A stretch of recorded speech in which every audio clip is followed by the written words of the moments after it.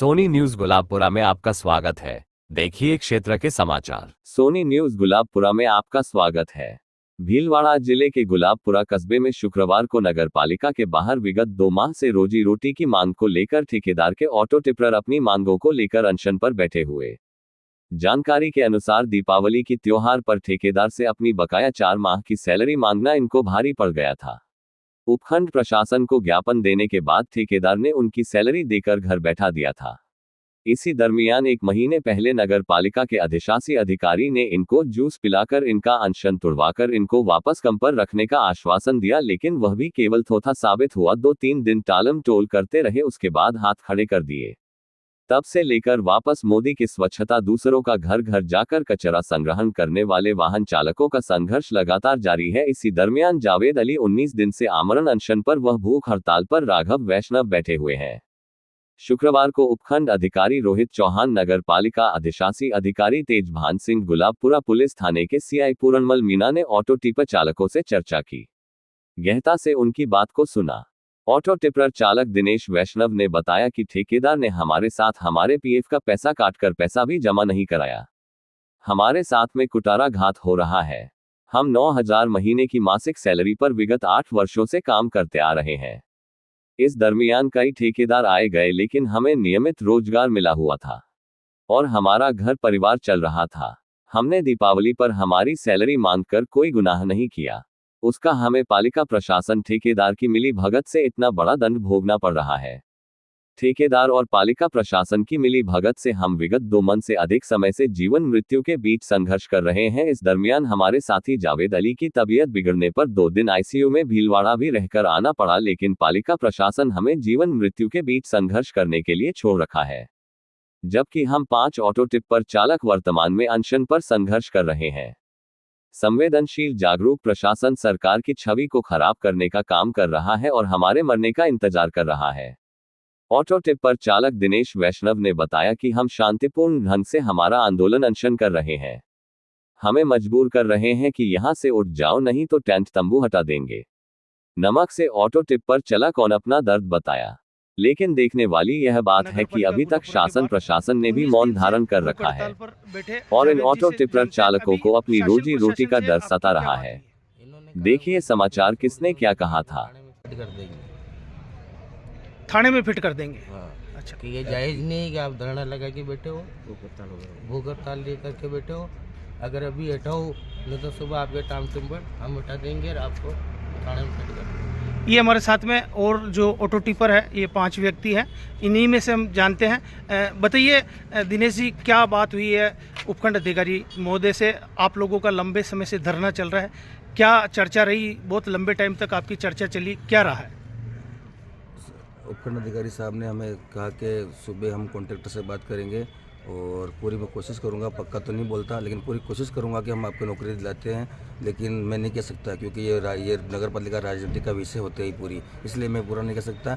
और लेकिन अब फिलहाल आपको हटना पड़ेगा, उठना पड़ेगा। अगर आप उठोगे नहीं तो आपको मुकदमा दर्ज हो जाएगा और सुबह हम हमारे हिसाब से उठा के लेके चले जाएंगे। और बाकी हमने कहा सर जी आप इतना हम पे प्रेशर लगा रहे हो तो कॉन्ट्रैक्टर पर लगाओ सर जी, वो इसने नगर पालिका की पूरी छवि खराब कर रखी है, तो उस पर आप इतना मेहरबान क्यों हो रहे हो? तो उन्होंने कहा हम उनसे भी बात करेंगे और ये सारा मामला ये सब भी बैठे थे। हमने कहा ये अधिकारी बैठे, इनके सामने हम यहाँ से उठे थे, लेकिन फिर भी ये चुप है। ये सब ने खुद में बोल दिया कि मैं चेयरमैन से दबा हुआ हूँ। फिर भी हमारी एक आदमी की हट के कारण हम सभी आज पेट पे के करके हो रहे सर, और हमें ये कहा गया कि आज अभी उठाओ, बाकी कल हम उठा लेंगे। तो आपका आगे का स्टेप क्या रहेगा? आगे का स्टेप ये रहेगा सर जी कि अगर हमें आज उठना भी पड़ेगा तो हम शांतिपूर्वक, अगर ये बोल रहे हैं कि आमरण अनशन और भूख हड़ताल पर बैठे रहते हो तो हम पे दबाव बना रहे हो आप, तो ये तोड़ना पड़ेगा। अगर हम तोड़ भी देंगे तो कोई बात नहीं, सोमवार से हम हाई कोर्ट में मुकदमा दर्ज करेंगे और पालिका प्रशासन के खिलाफ दर्ज करेंगे, कॉन्ट्रैक्टर के खिलाफ दर्ज करेंगे, इनको पार्टी बनाएंगे, ईओ साहब को अधिक और चेयरमैन साहब को और ठेकेदार को, तीनों को, और शांतिपूर्वक वापस पुनः बिना हड़ताल भूख हड़ताल के अनशन करेंगे सर और लड़ाई लड़ेंगे। बताइए आप भी, क्या नाम है आपका? किशन लाल। किशन जी, क्या बात हुई, क्या चर्चा हुई? हमने यही बात कही है कि भाई अभी तो आप ये हटा लो, भूख हड़ताल वगैरह तोड़ो, और ठेकेदार को बुला करके बात करेंगे, चर्चा करेंगे उनसे। कोशिश हमारी ये रहेगी कि आपको काम पे ले जाए। बताइए क्या नाम है आपका? राघव प्रसाद नाम है मेरा। राघव जी, ये बताओ आप आपने तो मुंडन भी कराया, भद्दर भी हो गए, 12 दिन तक आपका पूरा ये चीज़ रही है। आज भूख हड़ताल पे, आमरण अनशन पे दोनों साथी बैठे रहे, क्या निष्कर्ष निकला और इससे आप आगे की क्या रणनीति है? कोई निष्कर्ष नहीं निकला सर उसका। हमें बोल रहे हैं कि भाई ये नहीं कर सकते हो, ये गलत है, ये भूख हड़ताल, आमरण हड़ताल गलत है। हाँ, ये नहीं कर सकते हो, आपके कानून में नहीं है ये। और आप जाओ अस्पताल जाके चेक करो, और ये भूख हड़ताल तोड़नी पड़ेगी आपको। तो आपके ये बताइए, आज आपके सामने यहाँ पर जो नगर पालिका में अभी जो चर्चा हुई, उसमें कौन कौन अधिकारी आपके साथ में बैठे थे? उपखंड अधिकारी थे, ईओ साहब थे, और HSO कुछ क्या बोलते हैं सर जी को, हाँ वो तीनों थे। तीनों से हमारी बात हुई थी। उन्होंने हमें आश्वासन भी दिया कि हम बात करेंगे और आपकी बात रखेंगे, लेकिन पूरा ये नहीं किया कि हम आपको नौकरी लगाएंगे।